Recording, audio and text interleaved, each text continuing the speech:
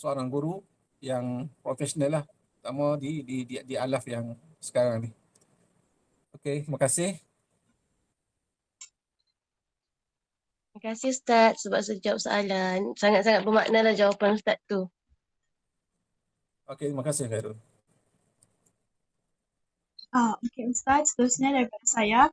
Mungkin tadi kita tak sempat Okey. perkenalan sebab saya ada masalah dan problem. Ni saya rasa kejauhan juga ni, Sabah ke Sarawak ni? Sabah. Betul pun. Oh, Ini apa ni, lorat Sabah. Okey, tak apa, silakan. okay. Tadi Ustaz ada cerita pasal menjadi guru yang berjaya mesti ada amanah dengan ilmu, amanah dengan tugasan dan bertanggungjawab. Pada Ya, soalan ya. saya pula ialah, apakah ciri kepribadian yang perlu ada pada diri seorang guru sebelum masuk dalam bidang perguruan? Okey. Baik, terima kasih. Ciri yang perlu ada pada seorang guru. Segala yang sifat-sifat mahmudah perlu ada pada seorang guru. Tidak semestinya dia seorang ustaz, seorang ustazah.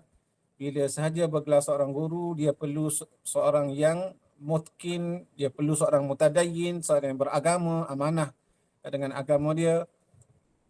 Seorang guru yang saya sebutkan awal-awal tadi, punya segala sifat mahmudah sebagai seorang guru. Guru sebagai mursyid, guru sebagai murabbi, guru sebagai muallim, guru sebagai mudarris. Benda-benda yang sebegitu perlu ada pada seorang guru. Hari pertama kita sampai sekolah, posting kita, masuk je pintu pagar sekolah, dipostingkan nanti semua mata akan mandang kita daripada atas ke bawah. First impression mereka pada kita, keterampilan itu penting. Jadi sikap mahmudah tu perlu ada. Satunya, terutamanya, kita jangan bodoh sombong. Ni Ustaz guna bahasanya begitu. Jangan bodoh sombong. Kita kena akui kita orang baru, kita akui kita kena akur dengan ketua jabatan kita. Mana kalau di sekolah rendah guru besar, di sekolah menengah sebagai pengetua, jangan banyak berkira dalam tugasan yang diberikan.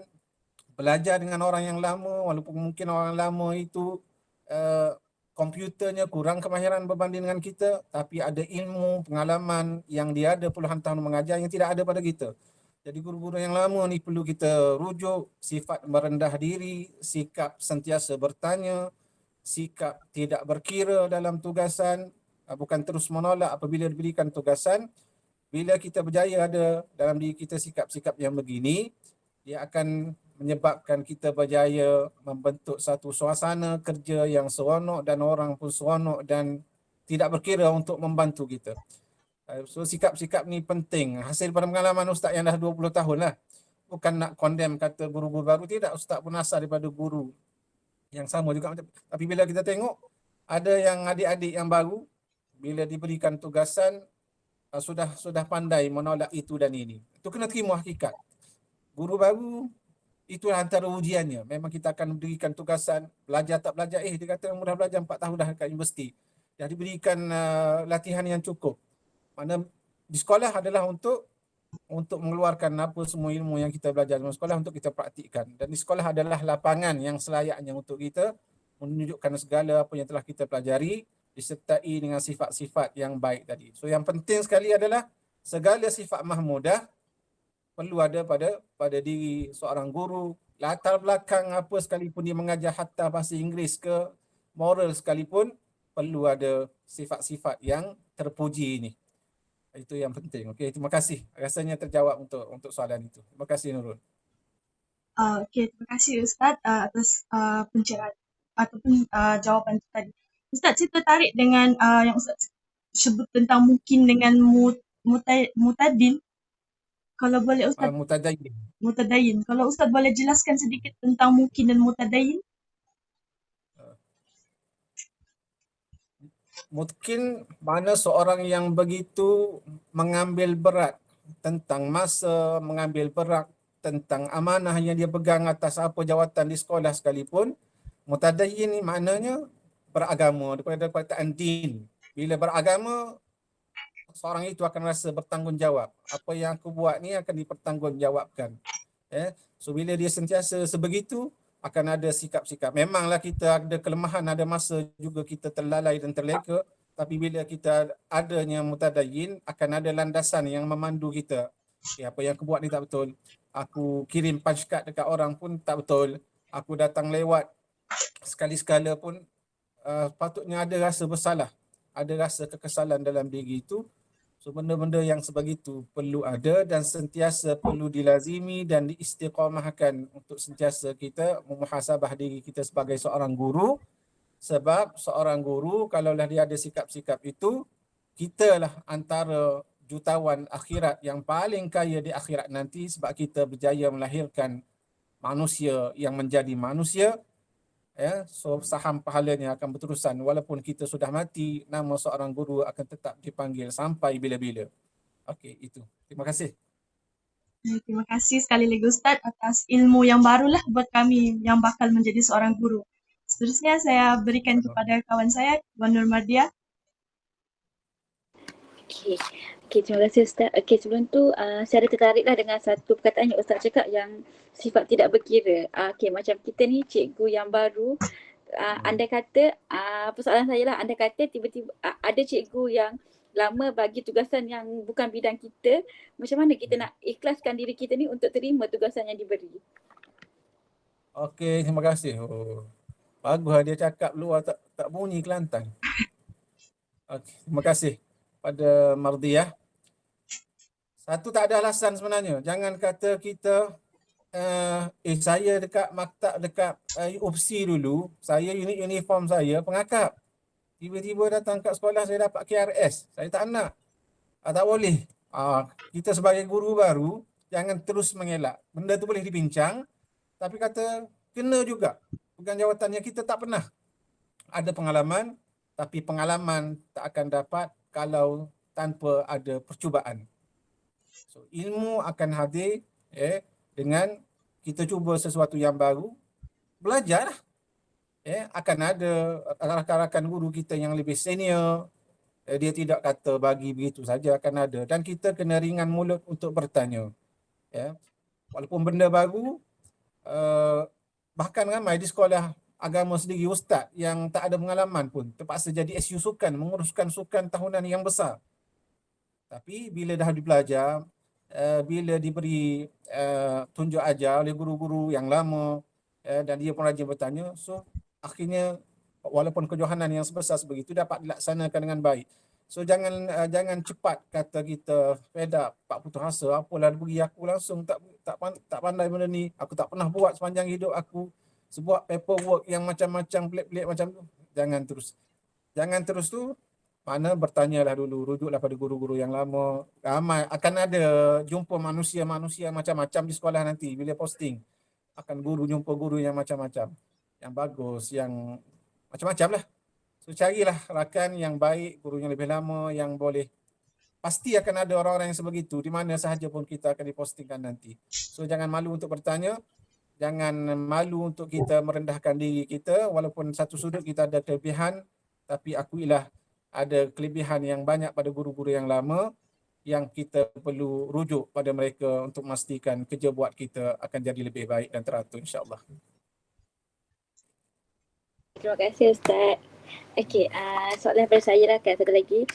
Apakah ciri kepribadian yang kita sebab macam saya ataupun cikgu-cikgu ni yang perlu semaikan dalam diri untuk menambah baik kepribadian seorang guru yang unggul?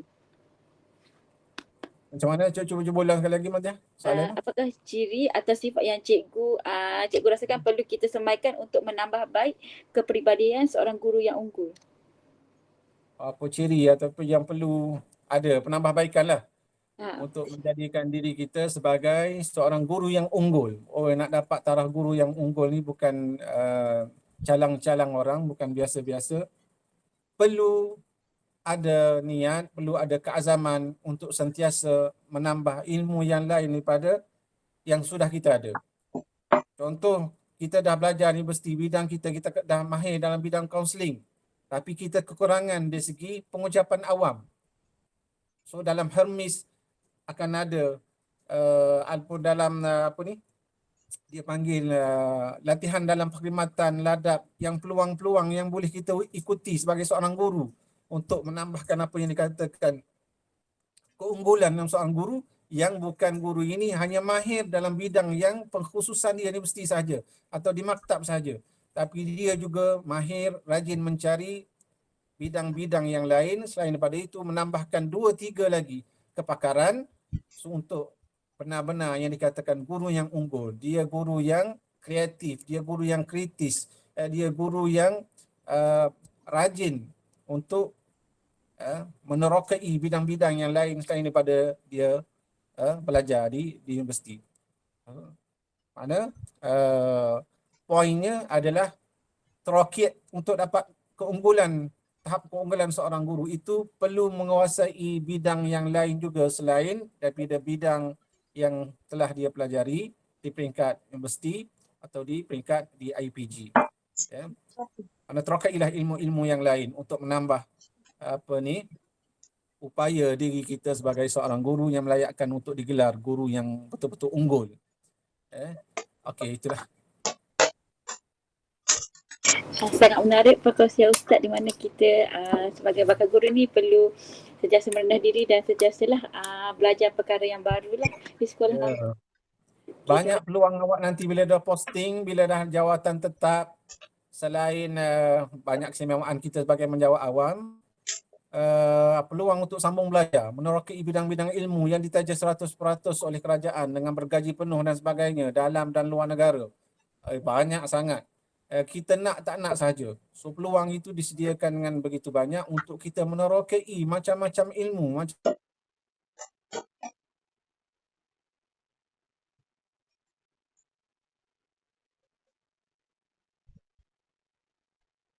Banyak sangat peluang. So di sini juga Ustaz nak ambil kesempatan pada adik-adik yang baru ni.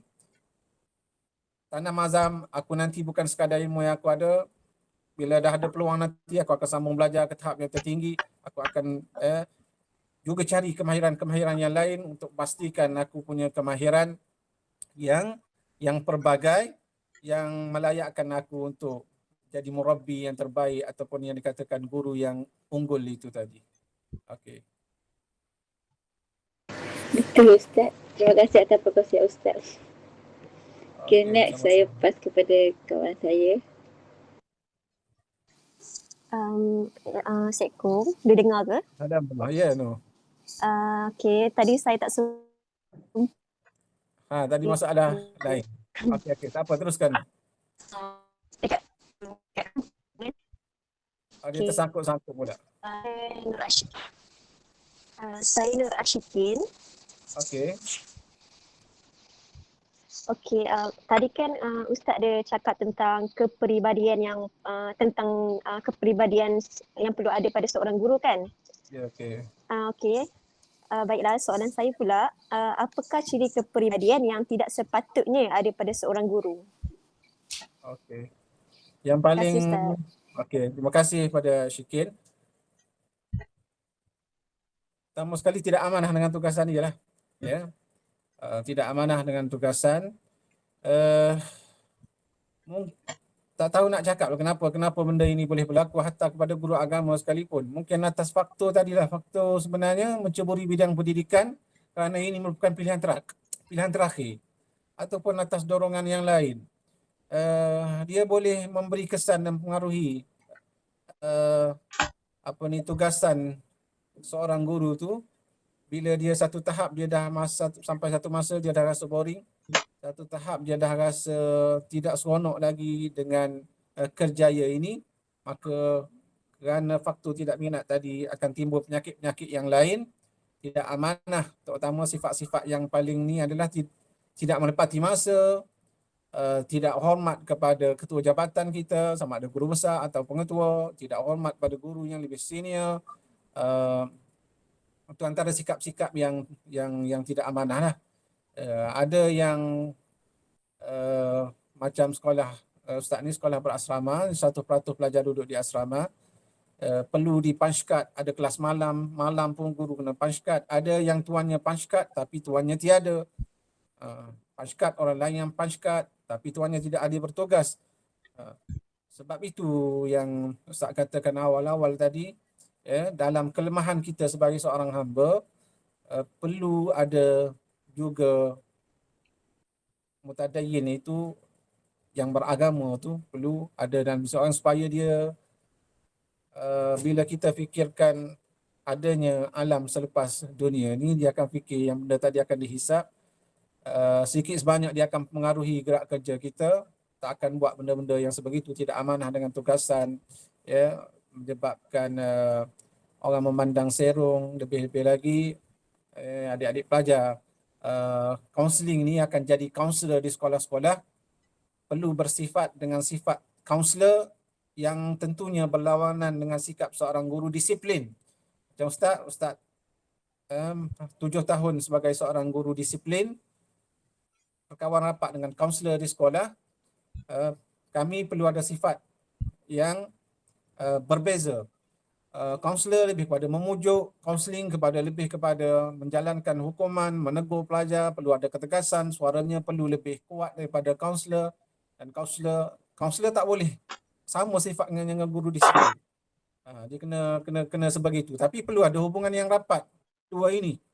Dibawa pada disiplin, kemudian dia akan bawa pada kaunselor untuk diberi nasihat, untuk diberi panduan kepada pelajar-pelajar ni. Sebab Ustaz tengok ni pengalaman ada yang kaunselor sifatnya garang lebih pada guru disiplin, menengking aja di perhimpunan. Dia kaunselor, sedangkan kaunselor ni perlu kepada sifat kebapaan, keibuan, ya. Disiplin betul lah, dia perlu tegas, suaranya perlu lebih supaya pelajarnya mendengar arahan yang diberikan. Ada benda itu perlu dipelajari, hasil daripada pengalaman yang Ustaz tengok selama 20 tahun lah bergelar seorang guru. Okey, terima kasih Syikil. Okey, baiklah, terima kasih Ustaz kerana menjawab soalan saya.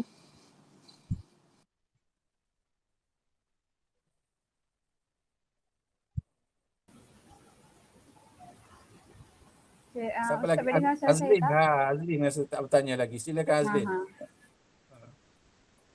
Boleh dengar suara saya? Boleh. Boleh. Okey. Seperti yang Ustaz tahu, kami semua ni bakal menjadi seorang guru suatu hari nanti. Ya. Hari tu saya nak tanya Ustaz lah. Pendapat Ustaz, apa harapan Ustaz terhadap kepribadian guru yang akan datang ni? Apa harapan saya terhadap kepada guru yang akan datang? Ya. Harapan sama yang macam tadi. Harapan saya yang paling ni sekali adalah perlu ada sifat sentiasa ingin tahu, merendah diri, sentiasa merujuk kepada rakan-rakan guru kita yang lebih lama, yang kita akan jumpa peringkat abah dan ayah kita di sekolah nanti, yang setahun 2 tahun nak pencen tu, 58, 59 umurnya, yang grade-nya sudah tinggi 54, yang gajinya sudah melepasi 10,000 dan sebagainya. Walaupun tengok, alamak, nampak tua, pegang, menaik, tekan satu-satu tap apa reti cikgu ni. Tapi sebenarnya ada satu sudut yang lain yang tak ada pada diri kita, yang kita perlu rujuk pada guru-guru yang sebegini. Mana terutama untuk adik-adik lah, guru-guru yang akan datang sekalipun, rendahkanlah diri, ringankanlah mulut untuk bertanya, bergaullah dengan rakan-rakan guru di sekolah nanti. Jangan asing dengan geng-geng kita yang baru posting saja, duduk nak semeja dengan kawan-kawan yang baru, ini merendah diri, tak nak. Jangan ada sikap itu. Rapat, kita bertanya. Guru-guru yang lama suka dengan guru-guru baru yang datang bertanya, datang minta nasihat, tidak mengasingkan diri. Bila cepat mesra begini, kita akan seronok melahirkan suatu